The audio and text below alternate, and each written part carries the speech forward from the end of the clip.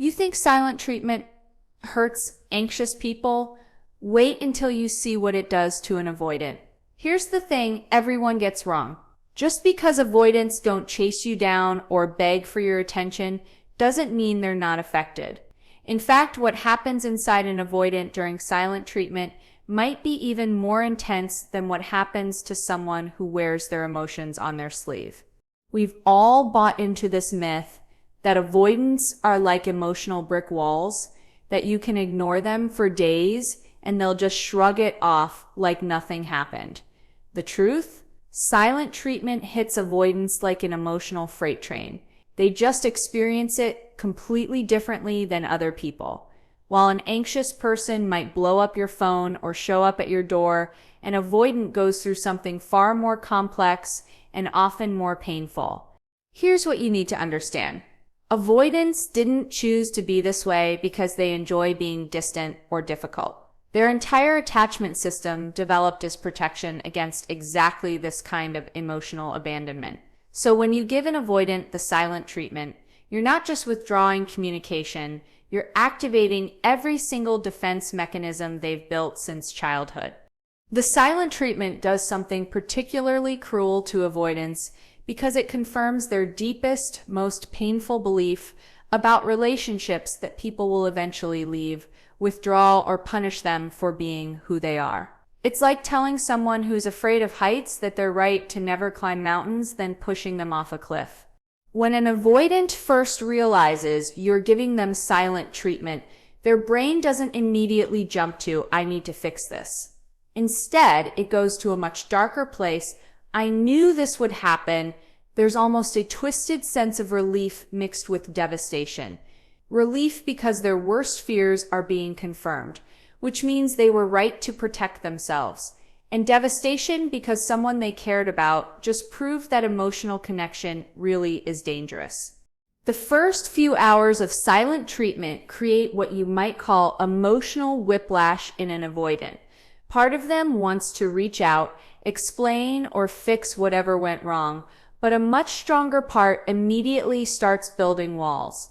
It's like watching someone's emotional immune system kick into overdrive, treating your silence as a virus that needs to be contained before it spreads and causes more damage. Here's where it gets really interesting. Avoidants don't usually panic in the way you'd expect.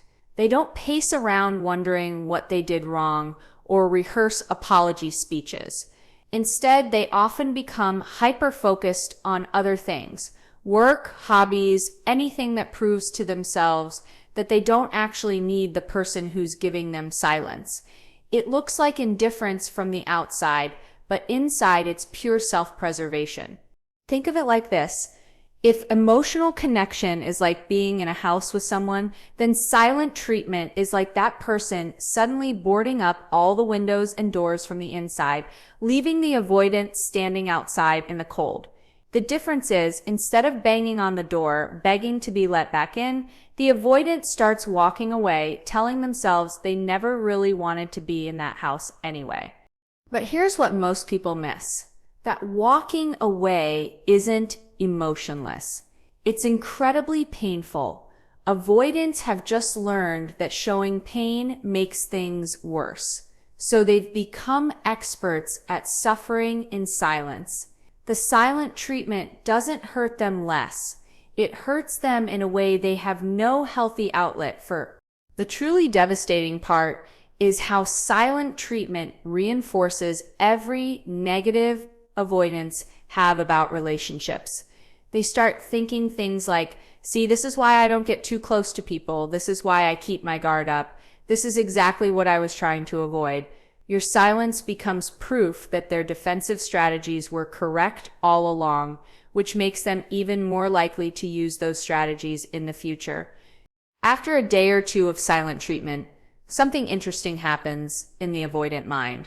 They often start rewriting the entire relationship, looking for signs that this outcome was inevitable. They'll remember times you seemed frustrated with their need for space, or moments when they felt pressured to be more emotionally available than felt comfortable. It's like they're building a case for why this silent treatment makes perfect sense. This rewriting process serves a purpose. It helps them feel more in control of a situation where they actually feel completely powerless.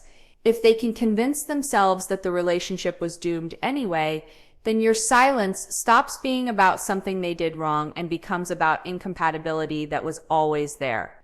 But underneath all this mental gymnastics, there's usually a scared person who genuinely doesn't understand what happened or how to fix it. Avoidants often have a really hard time reading emotional cues and understanding what other people need from them in relationships. So when silent treatment happens, they're not just dealing with your withdrawal, they're also dealing with their own confusion about what went wrong and their terror of making it worse by trying to address it.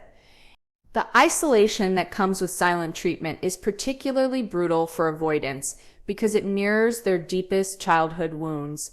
Many avoidants learned early that emotional needs were inconvenient, that expressing feelings led to rejection, or that the safest way to handle conflict was to disappear until it blew over. Silent treatment takes them right back to that childhood experience of being emotionally abandoned when they most needed connection.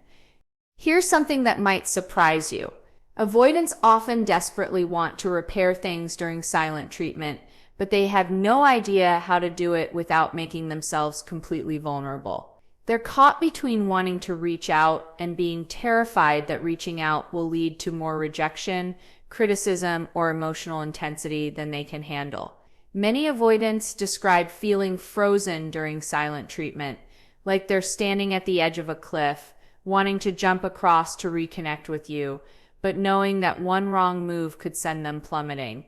So they stand there paralyzed while you interpret their stillness as not caring. The timing of how avoidants process silent treatment is also really different.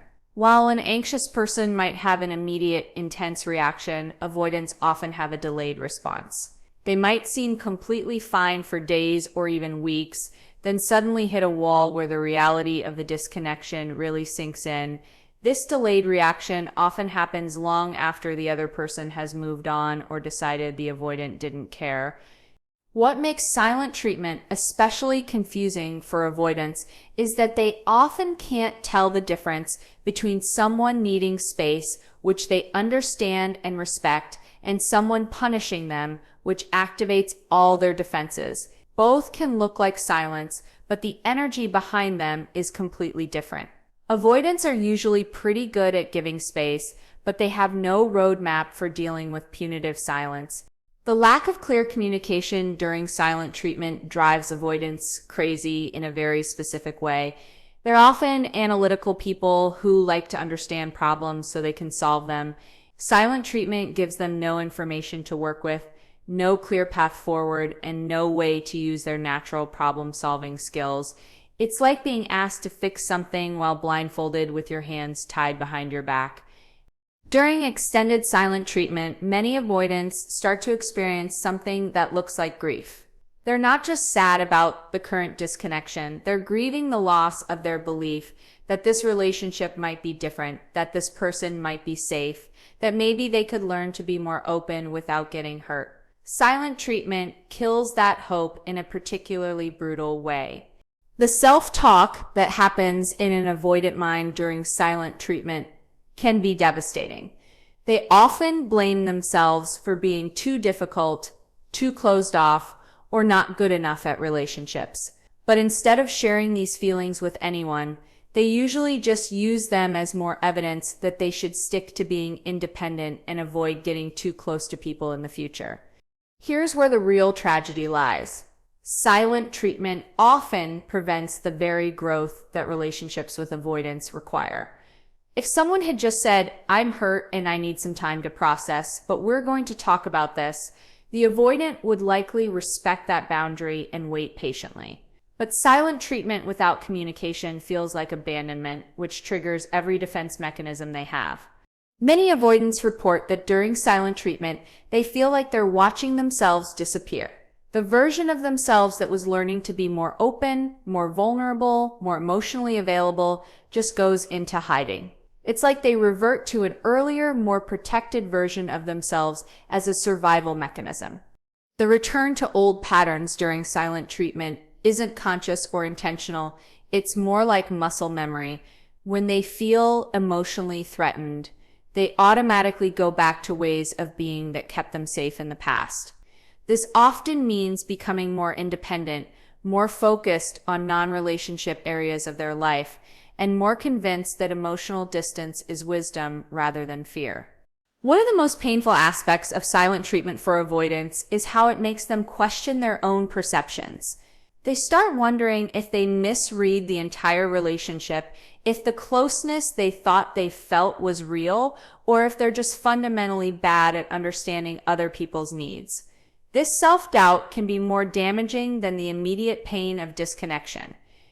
The physical experience of silent treatment for avoidance is often overlooked. Many describe feeling literally heavy, like they're carrying extra weight, sleep patterns get disrupted, appetite changes, and there's often a sense of physical restlessness combined with emotional numbness. It's like their body is trying to process emotions that their mind won't let them acknowledge. When avoidants do try to cope with silent treatment, their strategies often look unhealthy to outside observers, but make perfect sense within their attachment framework. They might throw themselves into work, start new projects, or become hyper-focused on self-improvement. These aren't necessarily avoidance behaviors.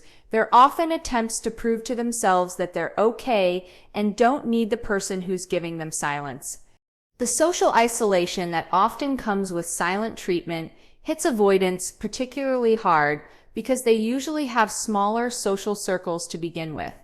While an anxious person might reach out to friends for support and validation, avoidants often don't have those same support networks or don't feel comfortable using them, so they end up processing the experience completely alone.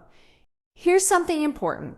The longer silent treatment goes on with an avoidant, the harder it becomes for them to reach out, even if they want to. Each day of silence raises the stakes and makes any attempt at reconnection feel more vulnerable and risky. What started as a communication breakdown becomes a standoff, where both people are waiting for the other to make the first move. The assumptions people make about avoidance during silent treatment are often completely wrong. Family and friends might say things like, "Oh, they probably don't even notice you're not talking to them," or "they're probably relieved to have space." These comments can be incredibly invalidating because they dismiss the very real emotional experience the avoidant is having. Many avoidants develop what you might call silent treatment PTSD. After experiencing it once or twice, they become hypervigilant about signs that it might happen again. They might start pulling back preemptively when they sense conflict brewing or become overly accommodating to avoid triggering another episode of silence. This hypervigilance can actually damage their ability to be authentic in relationships. The recovery process for avoidance after silent treatment is often slow and requires a lot of internal work. They need time to rebuild their sense of safety, to remember that not all people will abandon them when things get difficult, and to reconnect with the parts of themselves that were starting to open up before the silence began. Understanding what silent treatment does to an avoidant can completely change how we approach conflict and communication in relationships. Instead of using silence as a way to get their attention or make them appreciate you, it becomes clear that direct communication, even when you're angry or hurt, is actually much more effective and much less damaging. For avoidance reading this, it's important to understand that your experience during silent treatment is valid. Even if you don't express it the way other people might, your pain doesn't have to look like someone else's pain to be real and worthy of acknowledgement. Learning to communicate your experience, even in small ways, can help prevent these devastating cycles of silence and withdrawal. For people who love avoidance, this understanding can be revolutionary. When you realize that silence doesn't teach them anything except that relationships are dangerous, you can start finding ways to address conflict that actually help your relationship grow stronger rather than reinforcing old wounds. The goal isn't to walk on eggshells around avoidance or avoid ever expressing frustration. It's about understanding that for someone whose entire attachment system is built around protecting against abandonment, silent treatment feels less like a communication strategy and more like emotional warfare. When we start to see silent treatment through an avoidant's eyes, it becomes clear that this communication pattern doesn't just fail to solve problems, it actively prevents the kind of emotional growth and intimacy that healthy relationships require. Instead of bringing people closer through understanding, it pushes them further apart through fear. The beautiful thing about understanding this dynamic is that it opens up possibilities for different kinds of communication. When you know that an avoidant needs explicit reassurance that you're not abandoning them even when you're upset, you can provide that reassurance while still addressing your own needs and concerns. Many relationships with avoidance can be transformed simply by replacing silent treatment with clear communication about boundaries and feelings. Instead of disappearing when you're hurt, you can say something like, "I'm really upset right now and need some time to process this, but I want you to know that I'm not leaving or giving up on us. Let's talk tomorrow when I've had time to think." This kind of communication honors your need for space while providing the avoidant with the security they need to stay emotionally present rather than shutting down or pulling away. It's the difference between creating more distance and creating space for healing. The ripple effects of silent treatment on avoidance extend far beyond the immediate relationship. Many avoidants who experience repeated episodes of silent treatment begin to develop an intense sensitivity to emotional abandonment. They become so worried about the possibility of being ignored again that they start protecting themselves before anything even happens, even in new relationships where there's no real threat. This early protection can look like pulling back at the first sign of conflict, avoiding deep emotional conversations entirely, or keeping relationships at a surface level to prevent the kind of intimacy that could lead to devastating silence. It's like developing an allergy to emotional closeness because you've been hurt too many times. The workplace dynamics for avoidance after experiencing silent treatment in personal relationships often shift dramatically too. They might throw themselves into professional achievements with renewed intensity, using career success as proof that they don't need emotional validation from others. While this can lead to impressive professional growth, it often comes at the cost of further emotional isolation. Understanding the long-term impact of silent treatment on avoidance also reveals why some people seem to get progressively more distant in relationships over time. Each experience of emotional withdrawal teaches them that investing emotionally is risky, that people will use silence as punishment, and that the safest approach is to never get close enough for silence to hurt. The family patterns around silent treatment and avoidant attachment are particularly interesting. Many avoidants grew up in families where emotional conflicts were handled through withdrawal, cold shoulders, and passive-aggressive silence. When they experience silent treatment in adult relationships, it brings back not just current pain, but layers of unresolved childhood experiences where love felt conditional and emotionally dangerous. For avoidants who become parents, experiencing silent treatment can trigger intense worry about recreating the same patterns with their children. They might become overly careful about maintaining communication even during conflicts, or conversely, they might withdraw from their children early to avoid the possibility of passing on their own attachment wounds. The healing process for avoidants after silent treatment often requires them to tell the difference between healthy space and punitive withdrawal. Learning to ask for clarification, "Are you taking time to process, or are you done talking to me?" can help them navigate their own triggers while respecting their partner's communication style. Many avoidants discover that their fear of silent treatment actually prevents them from addressing legitimate relationship issues. They might tolerate behaviors or dynamics that genuinely need to be discussed, because they're terrified that bringing up problems will lead to emotional withdrawal. This creates relationships that look peaceful on the surface, but are actually built on avoiding authentic communication. The gender dynamics around silent treatment and avoidant attachment add another layer of complexity. Male avoidants often face additional cultural pressure to not be emotional about silent treatment, which can intensify their tendency to suppress and internalize the experience. Female avoidants might struggle with societal expectations to be emotionally expressive, making their natural processing style feel even more isolating.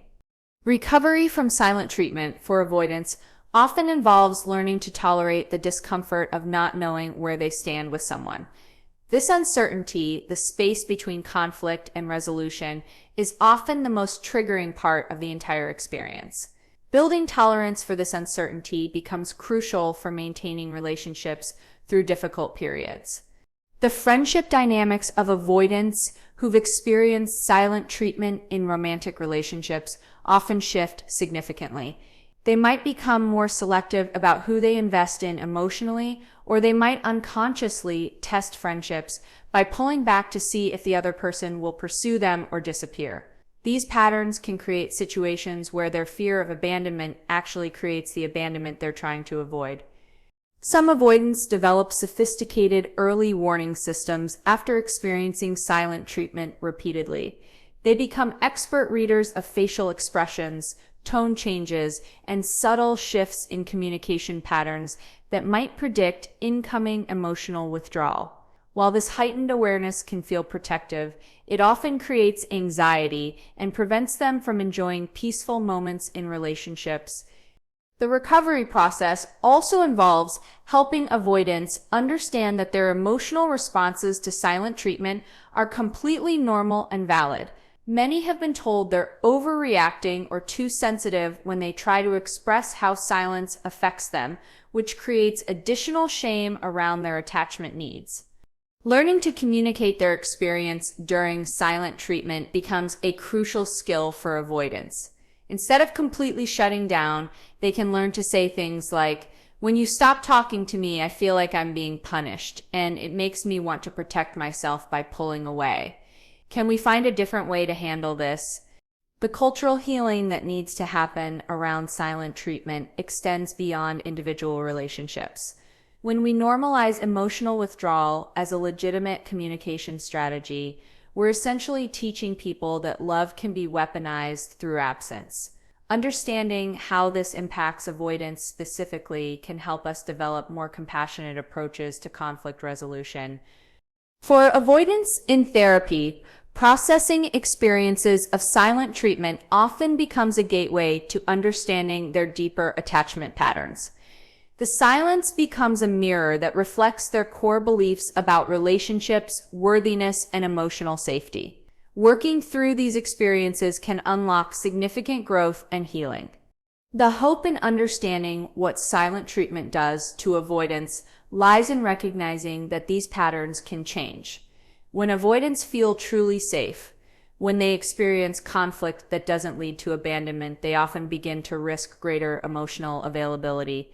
But this safety must be demonstrated consistently over time, not just promised with words. Have you ever given an avoidant the silent treatment thinking they didn't care, only to realize later how much it actually affected them?